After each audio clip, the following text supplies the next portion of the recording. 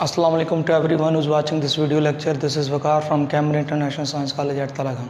Welcome to all the student classroom training इस video lecture में मैं उम्मीद करता हूँ इससे पहले जितने भी लेक्चर डिलीवर किए गए वो आपने अच्छी तरह से समझे होंगे और यकीनन उनकी प्रैक्टिस की होगी और उनको लाजमन अपनी नोटबुक्स के ऊपर दर्ज करने की कोशिश की होगी। डियर स्टूडेंट, जैसा कि आप जानते हैं कि हमने पहले पार्ट्स ऑफ स्पीच को डिस्कस किया और उसके बाद हमने टेंसेस के बारे में बात की और आप तकरीबन 3 टेंसेस जो हैं वो एक्टिव वॉइस के पढ़ चुके हैं, present indefinite, past indefinite and future indefinite, और उसकी एक्सरसाइज की आप प्रैक्टिस भी कर चुके हैं। सो आज हमारा एक नया टेंस है जो है present continuous active voice. Present, इसको कॉन्टीन्यूअस कहते हैं, कॉन्टीन्यूअस है। ये क्या है? Present continuous active voice. अब कॉन्टीन्यूअस के मतलब से ज़ाहिर है कि कॉन्टीन्यूअस का लफ्ज़ तब इस्तेमाल होता है कोई चीज़ जारी हो, कोई कंटिन्यू, यानी जब कोई चीज़ कंटिन्यू हो यानी वो अभी तक रुकी नहीं है तो उसको हम क्या कहते हैं? जारी, यानी कॉन्टीन्यूस। और जब तक कोई चीज़ रुकती नहीं है तो वो कॉन्टीन्यूस रहती है। अब यहाँ पे भी कुछ ऐसा है, प्रेजेंट कॉन्टीन्यूस, यानी जो काम है अभी ख़त्म नहीं हुआ। ज़माना हाल के अंदर आज के दिन में मौजूदा टाइम पे जो काम है स्टिल क्या है? अभी तक जारी है, यानी कॉन्टीन्यूस है। तो इसलिए इस टेंस का नाम क्या है? Present continuous. इट मीन्स कि इसके अंदर जितने भी एक्शन परफॉर्म हो रहे होंगे वो अभी मुकम्मल नहीं होंगे, अभी वो रुके नहीं होंगे, उनमें जो है वो पाज नहीं आया होगा, बल्कि वो क्या होंगे डियर स्टूडेंट? जारी होंगे। तो यहाँ पे हम प्रेजेंट कॉन्टीन्यूस के अंदर इसकी जो अलामत है वो है रहा है, रही है, रहे हैं। डियर स्टूडेंट गौर करें, रहा है यानी अभी वो जारी है और रहे हैं यानी अभी काम ख़त्म नहीं हुआ, काम अभी जारी है। यानी यहाँ पे आप लिख सकते हैं फेल जारी है, यानी अभी फेल ख़त्म नहीं हुआ बल्कि काम अभी हो रहा है। और फेल फिर मजबूरन ना हो, इसका मतलब क्या है कि आपको मजबूरन पढ़ रहा, जब आएगा ना पढ़ रहा तो ये मजबूरी है, तो यहाँ पे मजबूरी नहीं होनी चाहिए। तो जो आपका वर्ब है वो उसके अंदर मजबूरी नहीं होनी चाहिए। तो ये 3 बातें बड़ी इंपॉर्टेंट है, रहा है, रही है, रहे हैं, फेल जारी है और फेल मजबूरन ना हो। ये किससे रिलेटेड है? प्रेजेंट continuous, present continuous का active voice. Here we are going to study about the present continuous active voice and it is the identity of present continuous active voice that रहा है, रही है, रहे हैं, फेल जारी है, फेल मजबूरन ना हो। ये बात यहाँ तक क्लियर होगी। तो यहाँ तक इसकी थी identity. So right now I am moving towards the structure of the sentence, कि आपने सेंटेंस कैसे बनाना है, उर्दू से इंग्लिश के अंदर कैसे आपने सेंटेंस को कन्वर्ट करना है। सबसे पहले विद सिंगुलर सब्जेक्ट मैं पहले बता चुका हूँ, जिनके एंड पे है आ जाता है उसके अंदर सब्जेक्ट सिंगुलर होता है, यानी there is only one person who is performing an action. ठीक है, here we are talking about an only one person, सिर्फ एक बंदा है। जब एक, अब देखिए सीक्वेंस वही है, SVO, सीक्वेंस में कोई तब्दीली नहीं आई है। सब्जेक्ट, फिर वर्ब आएगा और फिर ऑब्जेक्ट आएगा। जब सब्जेक्ट सिंगुलर हो तो उसके साथ इज आएगा, उसके साथ क्या आएगा? इज। और वर्ब की फर्स्ट फॉर्म के साथ ING। ये ING इस बात को जाहिर कर रहा है कि अभी काम ख़त्म नहीं हुआ बल्कि अभी काम क्या है? जारी है, अभी काम रुका नहीं है, फेल जारी है। सब्जेक्ट, फिर वर्ब आ गया और प्लस क्या आ जाएगा? ऑब्जेक्ट। देखिए सीक्वेंस नहीं टूटा, सब्जेक्ट वर्ब प्लस ऑब्जेक्ट। ये वर्ब के साथ ING भी वर्ब के अंदर इंक्लूड किया जाएगा। ठीक हो गया जी। Next sorry, with plural subjects, यानी प्लूरल जिनके एंड पे हैं आ जाए, जमा हो जाए। यहाँ पे काम करने वाला सिर्फ एक था, but in this case more than one persons are doing some specific work. कोई ख़ास काम एक से ज़्यादा लोग जो है वो एक्शन को परफॉर्म करें, यानी here more than one persons are performing an action, यानी एक से ज़्यादा बंदे कोई काम कर रहे हैं। तो उसके साथ क्या आ गया? आर। यहाँ पे क्या था? इज़। ये बेटा देखिए यहाँ पे इज़ है और यहाँ पे क्या आ गया? आर। तो यहाँ पे भी क्या है? फर्स्ट फॉर्म प्लस ING और प्लस ऑब्जेक्ट। फिर आई और यू को मैंने हमेशा हर ज़माने के अंदर, हर टेंस के अंदर अलहदा लिखा है। तो यहाँ पे आई के साथ M आएगा और यू के साथ R आएगा, बाकी वही चीज़ें। वर्ब ये जो इस तरह लगे हुए हैं ना ये निशान, इसका मतलब है कि ऊपर वाली चीज़ ही नीचे आ गई है। ठीक है, तो यहाँ पे देखिए आई के साथ एम आ गया, यू के साथ आर आ गया। तो डियर स्टूडेंट, ये इसका स्ट्रक्चर ऑफ सेंटेंस है जो इस बात को जाहिर करता है कि हमने सेंटेंसेस को कैसे कन्वर्ट करना है, हमने सेंटेंसेस को कैसे बनाना है, कैसे मोल्ड करना है। तो फिर एक बार मैं रिपीट कर दूं, सिंगुलर सब्जेक्ट के साथ इज़ प्लस वर्ब की आईएनजी वाली फॉर्म प्लस ऑब्जेक्ट। वैसे इसे पार्टिसिपल कहते हैं, प्रेजेंट पार्टिसिपल। ये याद रख लें, जो वर्ब प्लस आईएनजी होता है ना, टेक से टेकिंग, रन से रनिंग, गो से गोइंग, डू से डूइंग, ठीक है, बाइट से बाइटिंग, ठीक है, नॉक से नॉकिंग। तो ये सारे के सारे क्या कहलाते हैं? Present participle, present. लेकिन अभी मुश्किल है, आप इसको ना याद रखें या बस इतना माइंड के अंदर रख लें।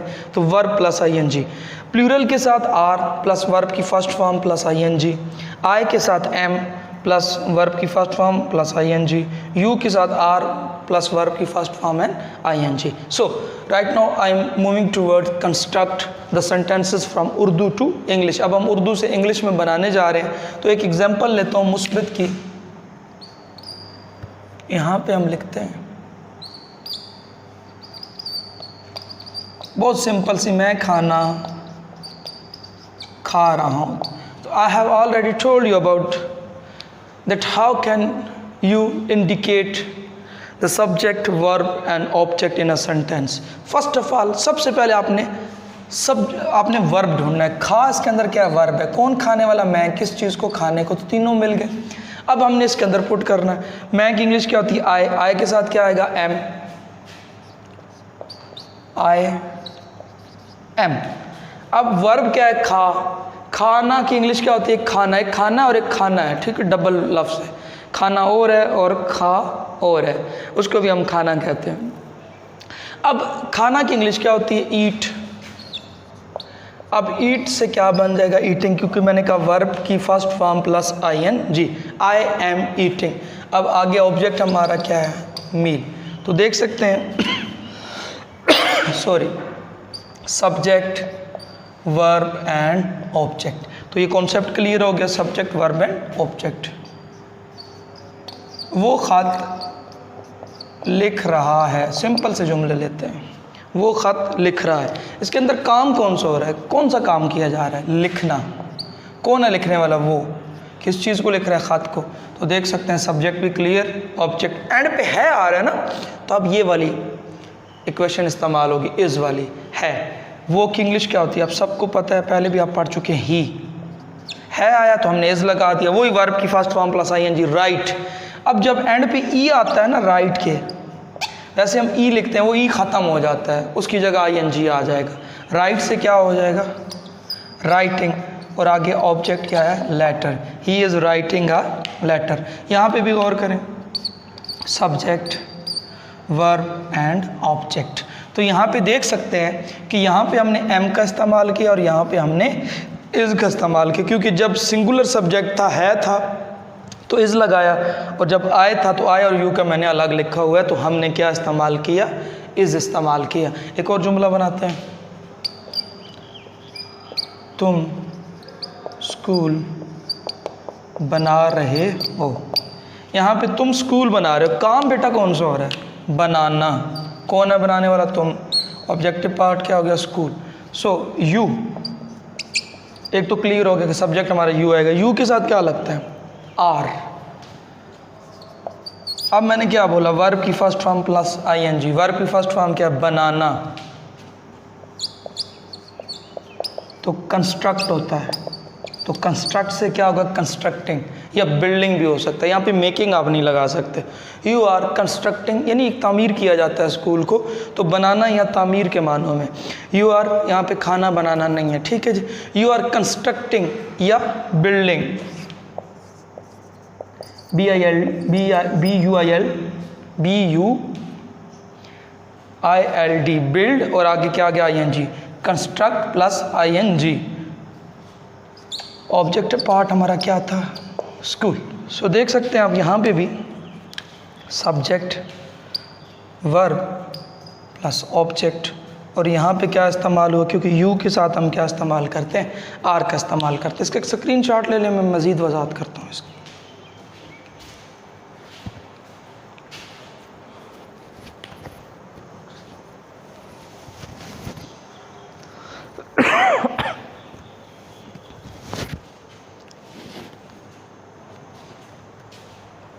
जी डियर स्टूडेंट, आपने स्क्रीनशॉट ले लिया। हम इसकी कुछ और एग्जांपल के ज़रिए समझने की कोशिश करते हैं। अब यहाँ पे गौर करें,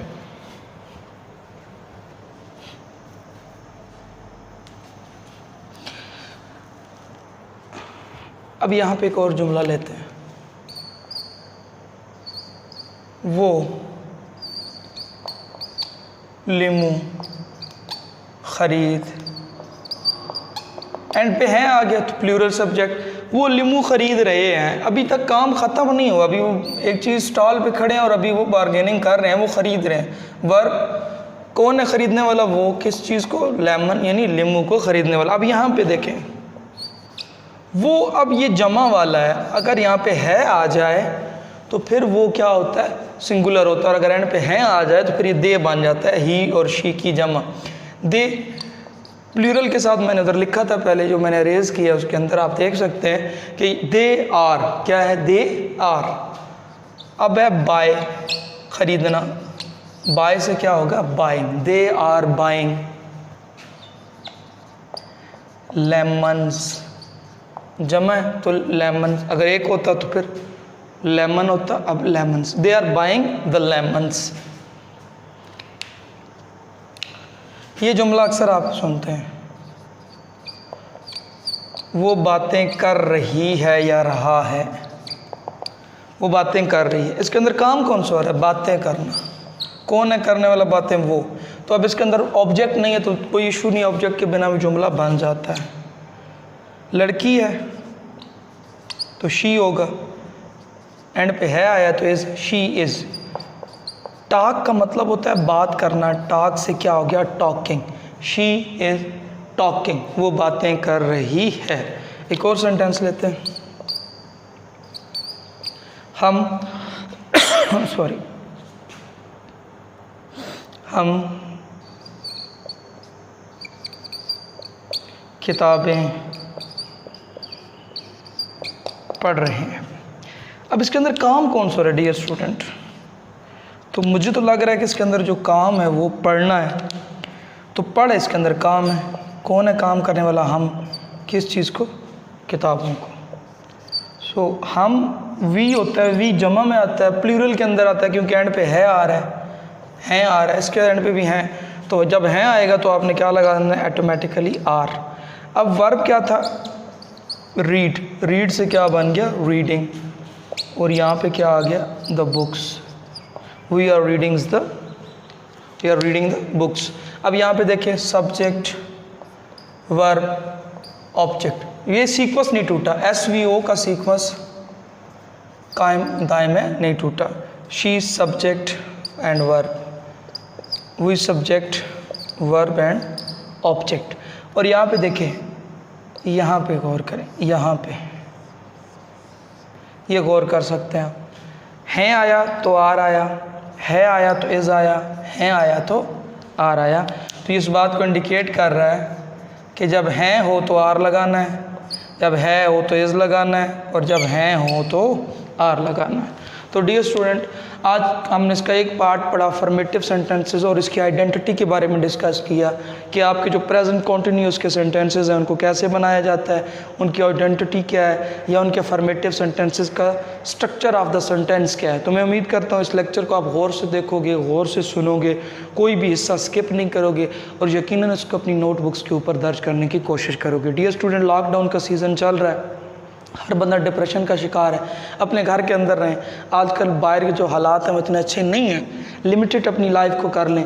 जब आपके पेरेंट्स बोलें तो खेलने के लिए जाएं, जब वो मना करें तो आप घर आ जाएं, क्योंकि जो कंडीशंस हैं वो डे बाय डे जो है वो अच्छी नहीं रही हमारे इर्द गिर्द की। ठीक है, तो अपना ख्याल रखना है। जब आप मैच्योर हो जाएंगे, जब आप मेरी एज को पहुँच जाएंगे तो फिर आपके लिए इशू नहीं होगा। आप जिस टाइम घर से मर्जी जाएँ, जिस टाइम घर के अंदर मर्जी आएँ, तो आप पे किसी किस्म की कोई रिस्ट्रिक्शन नहीं होगी। लेकिन अभी आपने इन पाबंदियों के अंदर रहना है। जब इन आप पाबंदियों के अंदर रहेंगे तो आपका किरदार भी अच्छा होगा। आप इन पाबंदियों के अंदर रहेंगे तो आप बहुत सारी अच्छी चीज़ें सीखेंगे। वक्ती तौर पे लगता है कि पेरेंट्स जो है ना वो हमें सज़ा दे रहे हैं, या पेरेंट्स हमें घर में बंद करना चाहते हैं। ऐसा नहीं होता। याद रखिएगा, पेरेंट्स जो कुछ भी करते हैं वो आपके फ़ायदे के लिए होता है। अपना ख्याल रखिएगा, अपने घर वालों का ख्याल रखिएगा, और इर्द गिर्द के लोगों का ख्याल रखिएगा। शुक्रिया।